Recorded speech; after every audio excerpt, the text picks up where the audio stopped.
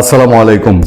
নিশ্চিতভাবে ইনকিলাব মঞ্চের মুখপাত্র ওসমান হাদী হত্যার একটা বড় টার্নিং ঘটেছে এবং এই টার্নিংয়ে আপনারা পত্রপত্রিকা, মিডিয়া, সোশ্যাল মিডিয়া সব জায়গায় দেখছেন ভারতে গ্রেফতার হয়েছে ভারতের স্পেশাল ইউনিট।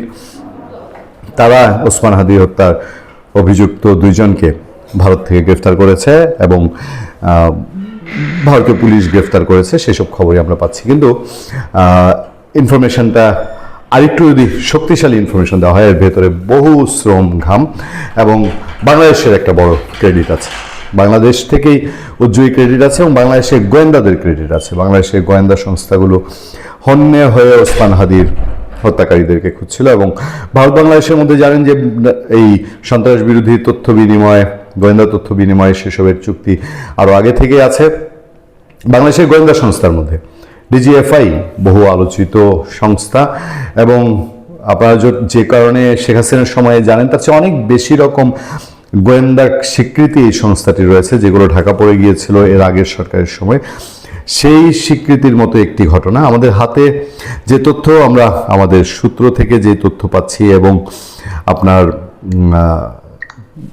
বিভিন্ন জায়গা থেকে যেভাবে জানা গেছে এবং নির্দিষ্ট সোর্স থেকে অথেন্টিক্যালি যে ইনফরমেশনটা আমাদের সামনে, সেটা হচ্ছে বাংলাদেশের প্রতিরক্ষা গোয়েন্দা সংস্থা ডিজিএফআইয়ের কয়েক মাসের অক্লান্ত চেষ্টা ও সুস্পষ্ট তথ্যের ভিত্তিতে ইনকিলাব মঞ্চের আহ্বায়ক শরীফ ওসমান বিন হাদী হত্যার প্রধান আসামি শুটার ফয়সাল ও আলমগীরকে গ্রেফতার করেছে Paschimbanga special task force STF। DGFI কর্মকর্তারা হত্যাকারী ফয়সাল ও আলমগীরকে দ্রুততম সময়ের মধ্যে দেশে ফিরিয়ে এনে আইন শৃঙ্খলা রক্ষাকারী বাহিনীর কাছে হস্তান্তর করার চেষ্টা করছেন। ডিজিএফআই হুট করেই সেটা করেছে, কোইন্সিডেন্ট তা ভাবার কোনো কারণ নেই।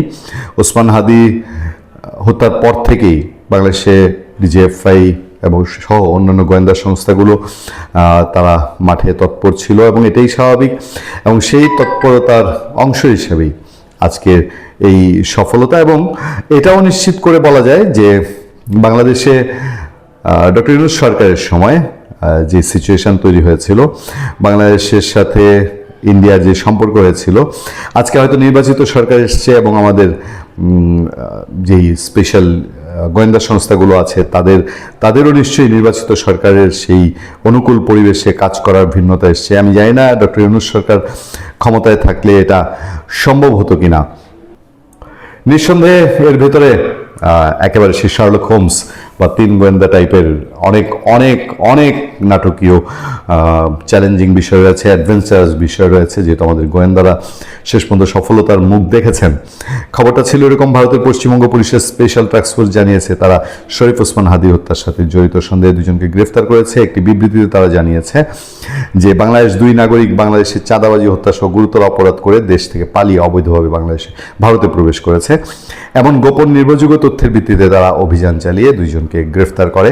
তথ্য নিশ্চয়ই আমরা যেটা বলছি যে আমাদের ডিজিএফআই এর পক্ষ থেকে তথ্য দেওয়া হয়েছে, সেরকমটি তথ্য এখন পর্যন্ত মধ্যরাতে বনগাঁ থেকে আটক দুজন হচ্ছেন পটুয়াখালীর রাহুল ওরফে ফয়সাল করিম মাসুদ এবং ঢাকার বাসিন্দা আলমগীর হোসেন। আলমগীর মোটরসাইকেল চালাচ্ছিল, ফয়সাল শুটার। এখন পর্যন্ত এই তথ্যই আছে। প্রাথমিক জিজ্ঞাসাবাদে তারা জেনেছেন ফয়সাল করিম মাসুদ আলমগীর হোসেনকে সঙ্গে নিয়ে বাংলাদেশের রাজনৈতিক কর্মী ওসমান হাদীকে হত্যা করে এবং পরে সেখান থেকে পালিয়ে যায়, এমনটাই জানানো হয়েছে সেই প্রেস বিজ্ঞপ্তিতে। সেখানে আরও বলা হয়েছে জিজ্ঞাসাবাদে তারা মেঘালয়ের সীমান্ত দিয়ে অবৈধভাবে ভারতের ভূখণ্ডে প্রবেশ করে এবং ভারতের বিভিন্ন স্থানে ঘুরে অবশেষে বাংলাদেশে ফিরে আসার উদ্দেশ্যে পশ্চিমবঙ্গের বনগাঁয়ে আসে বলে জানা গেছে। নিশ্চয়ই এই জায়গাটায় মানুষের মনের মধ্যে একটা দুশ্চিন্তা বা টেনশন কাজ করবে। এরা আবার বাংলাদেশে ফিরে আসতে চেয়েছিল এবং পত্রপত্রিকা সবাই জানাচ্ছে যে জিজ্ঞাসাবাদে তারা জানিয়েছে যে তারা বাংলাদেশে আবার ব্যাক করতে চেয়েছে। পশ্চিমবঙ্গ থেকে নানান তথ্য পাওয়া যাচ্ছে, নানান সূত্রেও জানা যাচ্ছে। আমি জানি না বাংলাদেশের গোয়েন্দা সংস্থা যারা কৃতিত্বের সাথে এই কাজ করেছেন এবং এটা আন্তর্জাতিক পরিমণ্ডলে দুইটি দেশ যখন এ ধরনের গোয়েন্দা তথ্য বিনিময় করে, সন্ত্রাসবাদ বিরোধী তথ্য বিনিময় করে, তখন এরকম সফলতার মুখ দেখা যায়। প্রশ্ন হচ্ছে আমার কাছে বা আমাদের মনে স্বাভাবিকভাবে প্রশ্ন উঠবে, এই ফয়সাল মাসুদ বা আলমগীর তারা ফিল্ডে এটা বাস্তবায়ন করেছে। আমাদের মনের মধ্যে অনেকের কাছে প্রশ্ন আছে। এই প্রশ্ন ইনকিলাব মঞ্চেরই জুমা সে তুলেছিল। তার একটা বক্তব্য মনে আছে যে ফয়সাল ওসমান হাদিকে যারা হত্যা করেছে, এই হত্যাকারীরা তার জানাজার 1 নাম্বার এবং 2 নাম্বার সারিতে ছিল। আমি জানি না জুমা কি মিন করতে চাইছেন, তবে ফয়সাল বা আলমগীর কেন ওসমান হাদিকে হত্যা করেছে? তারা কি শুধুই মাত্র তাদের কোনো একটা ব্যক্তিগত প্রয়োজনে হত্যা করেছে, নাকি তাদেরকে দিয়ে কেউ করিয়েছে? পশ্চিমবঙ্গে থেকে কিন্তু নানান রকম তথ্য আসছে।